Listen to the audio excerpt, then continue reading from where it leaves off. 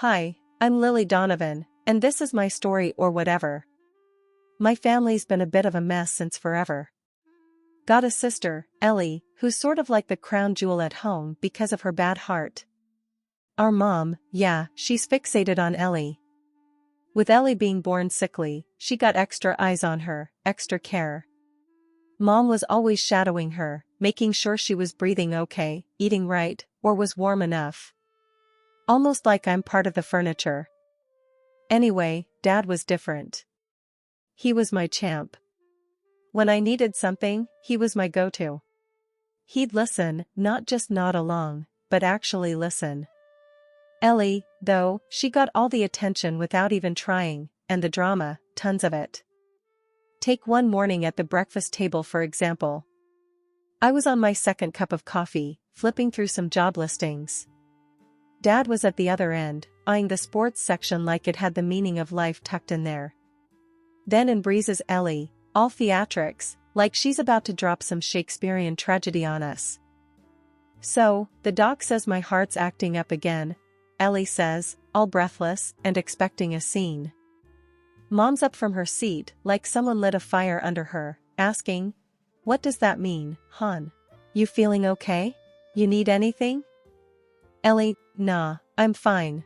But the vacation's off. Doctor's orders." Dad stops looking at his paper and goes, "That's rough, kiddo." Me, I'm just silent. Because what's there to say?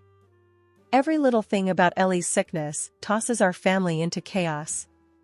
But before I can even shrug, Mom's looking at me with those eyes. You know the type, like I've suddenly kicked a puppy by being quiet. And out of nowhere, I decide to toss in my 2 cents, maybe it's not the end of the world, right? Mom almost jumps at me. "Lily, can't you see your sister's struggling?" Ellie just slurps her juice, watching the show. I shrug. Just saying. There's worse stuff out there, ain't there? Ellie puts her glass down and says, "Nice, sis. Real supportive." Dad finally puts down the paper like he's about to referee a boxing match. "Ease up on your sister, Ellie."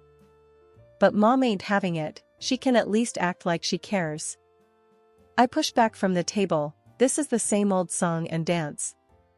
I tell them straight, "Look, Ellie plays sick and we all gotta dance. I'm sick of it." Literally. Ellie's eyes go all wide like she can't believe I'd say that, but come on, it's been the story of my life. Dad gets that I'm fed up, and tries to smooth things over. Let's all just calm down. But I've already grabbed my jacket. Walking out, I toss over my shoulder, "I'll be back when the drama's done." You can bet they had a lot to say after I left, but honestly, for once, it was nice not to hear it. Dad understood, Mom was pissed, and Ellie, well, Ellie was Ellie. That's family for you. My sights were set on college, it was my out. It wasn't just about getting away, it was about getting somewhere. Grades had been my weapon of choice, and I wielded them well. I scored a ticket to a good school, a scholarship to boot. Ellie, despite everything, made it to college too, though it was clear her path there was marked by a different set of expectations. She was out to prove something, but I still wasn't quite sure what. "You gotta aim high, Lil," Dad said once as we cleared plates, his hand landing heavy and sure on my shoulder. "Don't let anyone dim your lights, hear me?" "Yeah, Dad. I hear ya." I smiled, tucking those words close. It was the quiet fuel I needed. To soar. To escape. To be more than just Lily Donovan, sister to the kid with the weak heart, daughter to a mother with uneven scales. College was a different world. I had my nose in the books, pushing hard to make something of myself. Ellie, she just couldn't hack it. She was lost, floundering in seminars and lectures, like she was trying to read a map with no legend. She dropped the news on me like a bomb, the tinny voice from my cell speaker signaling surrender. "College ain't my jam, Lily," Ellie said, her words lackluster. "I'm dropping out." I balanced the phone between my ear and shoulder, multitasking between the call and my constitutional law textbook. "You're bailing?" Just like that? Got better things lined up than being a brain like you, she snapped back. There was a heavy dose of her trademark venom in her voice. The same one that could turn from sweetie to serpent in a single sentence. So, what? You're skipping off into the sunset with the first guy who bats an eye? I snorted. Exactly, she hissed. Someone's gotta live a little while you bury yourself in those dusty books. Wouldn't want to die alone with cats as my only company. I squeezed the bridge of my nose. Ellie could never resist a jab. Next thing I knew, I was sitting in the back of a dimly lit church, law book hidden in my lap, as Ellie strutted down the aisle. She had nabbed herself a husband before she'd even figured out who she was. It was like she was playing life's game without bothering to learn the rules. After the I do's, she swanned over with her glass raised, smirking like she'd won some sort of race. Cheers to me, the married woman, and to you, Lily, maybe you'll graduate to cat lady soon? She snickered, cruelty wrapped in a toast. I bit back the anger, knowing Ellie relished any sign of getting under my skin. Maybe, but at least I'll have a law degree to hang on the wall. Cats or not. Her eyes narrowed. You think you're better than me, with your big dreams of being a hotshot lawyer? As she flittered away to go cut the cake, a part of me wanted to scream. I wanted to shake some sense into her. But I stayed in my seat, the anger simmering. Back on campus, I poured myself more into my studies. The late nights were my fortress from Ellie's barbed comments. Every essay, every exam was another brick in my walls, fortifying my future against her cynicism. Ellie and I were on divergent paths, she, reveling in the now with a sharp tongue, and I, building a foundation for tomorrow with gritted teeth. That was just the way of it. You can't pick your family. But you sure as hell can pick which of their words to listen to. And Ellie's? I was learning to let them go like seeds in the wind, insignificant and unworthy of taking root. Turning 30 hit different. The job at Uncle John's law firm was steady. Every day in court was like a chess game. I'd become good at it, keeping my cool under those fluorescent lights. Mark and I had been an item since who knows when. We figured, why not make it official? So we planned to. Dad's been gone a while now. I don't bring it up much. Stuff happened, he's not here, we move on. That means I've kind of been both the rock and the hard place for myself. When I said to Mom and Ellie, hey, I'm marrying Mark in a bit, they just shrugged. That's nice, Mom said without looking up from her cards. Ellie? She couldn't even pause her TV show. I heard her mumble a congrats, buried under a heap of reality show noise and screams of her children. Where is her husband Dave? He was almost never at home. Living with Uncle John's sometimes biting sense of legal wisdom wasn't much different. I'd tell him about the upcoming wedding and he'd just grunt. You sure about the prenup? Romance isn't exactly our family style. So here I am, 2 weeks out, and it's all about the bare minimum. I want a quiet do. Some folks would take Mom and Sis ignoring the whole deal like a punch. I take it like a typical Tuesday. No help? No problem. It's just Mark and me, and that's plenty. I draft my own contracts by day, iron out merge clauses, and at night, I scroll through potential honeymoon spots on my phone. No fluff, just picking a place to unwind. After the case I just cracked, I need it. Weddings bring out strange in folks, I guess. Mom suddenly caught up with her bridge club, acting like playing cards is her full-time job. I dropped by to give her an update on the no-fuss dress I picked, not that she asked.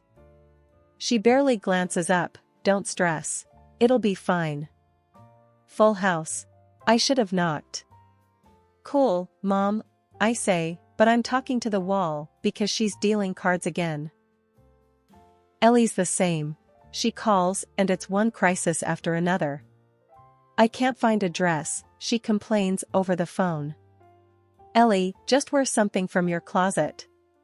She huffs like I've suggested hiking the Everest in flip-flops. Fine, she snaps.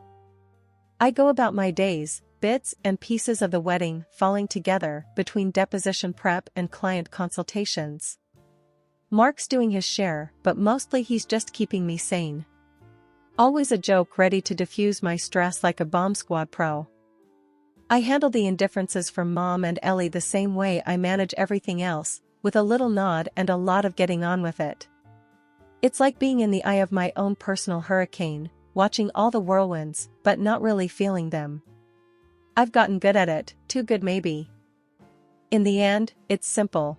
I'm not walking down the aisle to make a statement. It isn't a parade or a show. It's just signing papers, making things official, a modest gather-up for a lifetime of more down-to-earth moments with Mark. He's the I do at the end of my very practical, very organized checklist. As for Mom and Ellie, well, they'll show up or they won't. The wedding will happen, and then life will roll on. It always does. I was mid-sentence with a contractor, haggling over the price of folding chairs, when Mom's call threw everything off balance. Her voice, usually as steady as a metronome, was all over the place, like a needle jumping grooves on a record. "Honey, Ellie's been left by her husband, with 2 kids," she said, and I could almost picture her hand fluttering to her chest, the way she does when the latest gossip hits. I was so stunned I almost dropped the phone. "What? You're joking." "No, dear. I wish I were. She's a mess. We're all in shock. It's just, would you consider postponing?" I bristled at the notion, felt that stubborn streak flare up. "Postpone? Mom, I've got a timetable tighter than a drum here.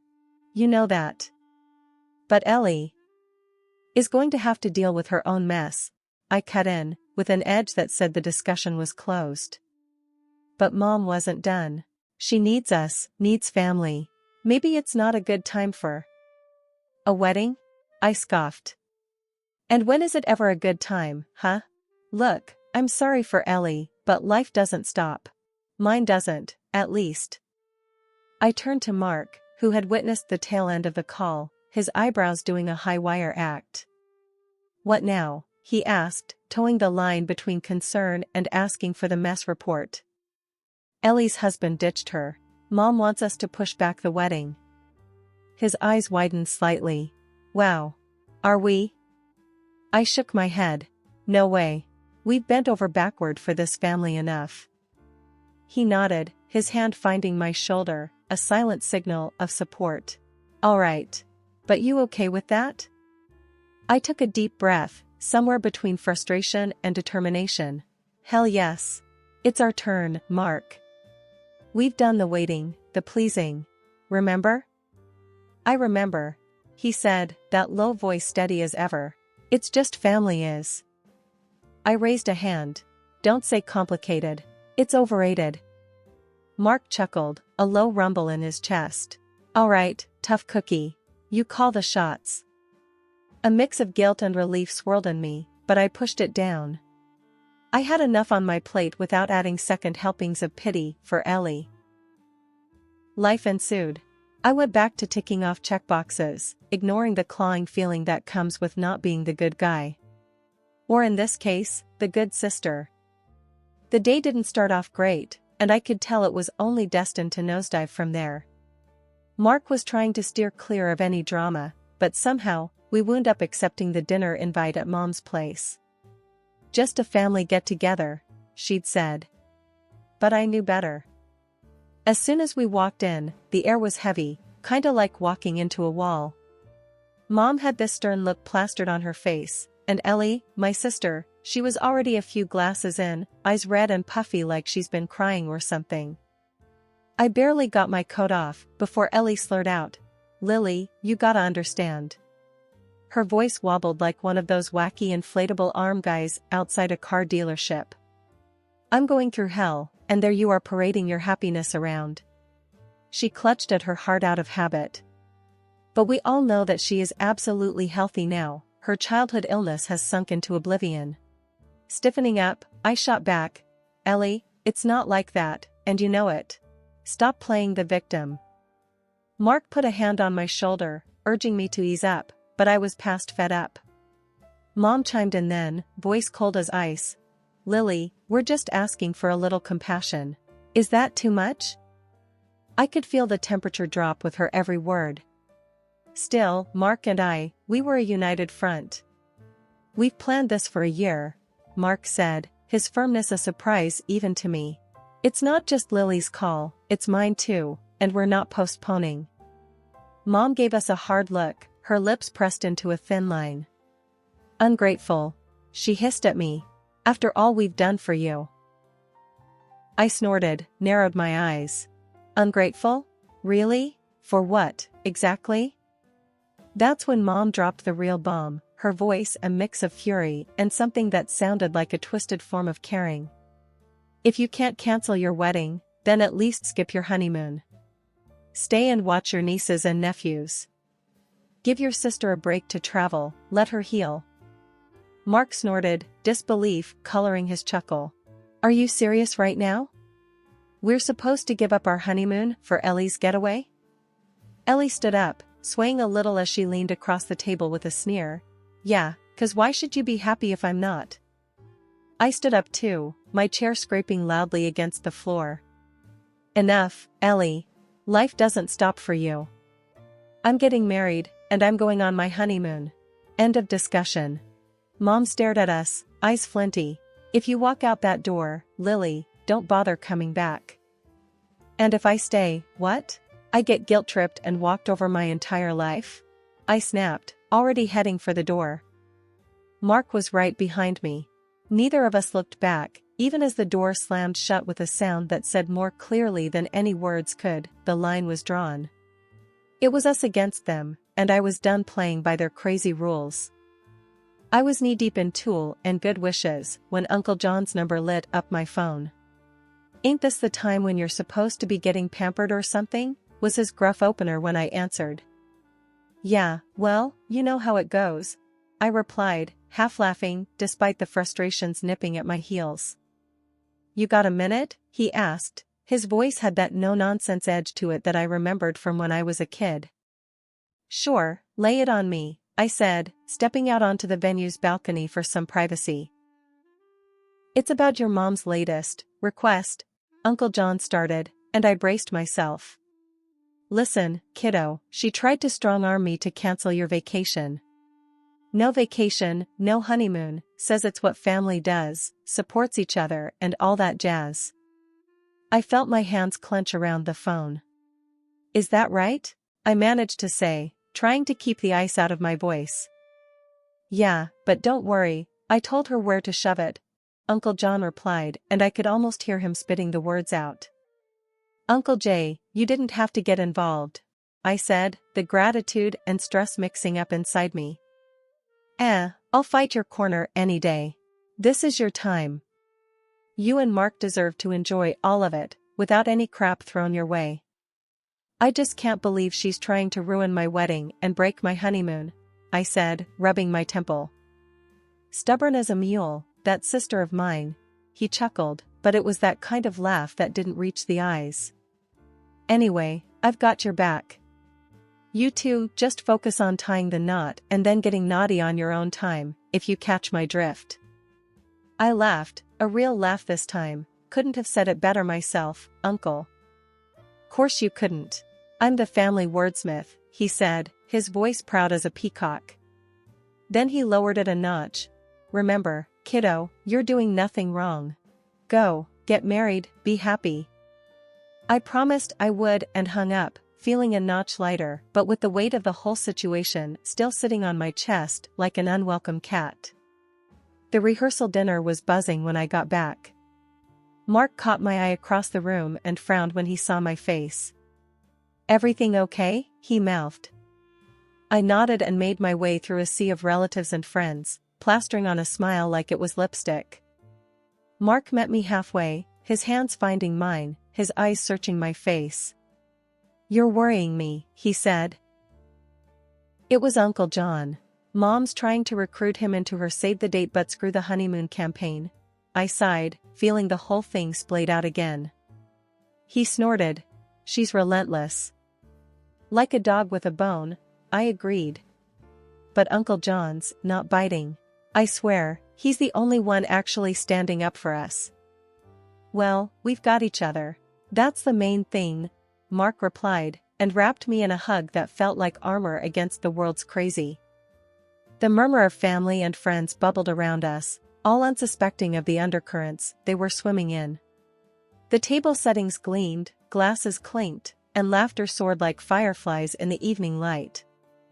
As I lay down that night, with the stars wearing their best shine outside my window, I could only hope that our next chapter would be written on the bright side of this often too-shadowed world.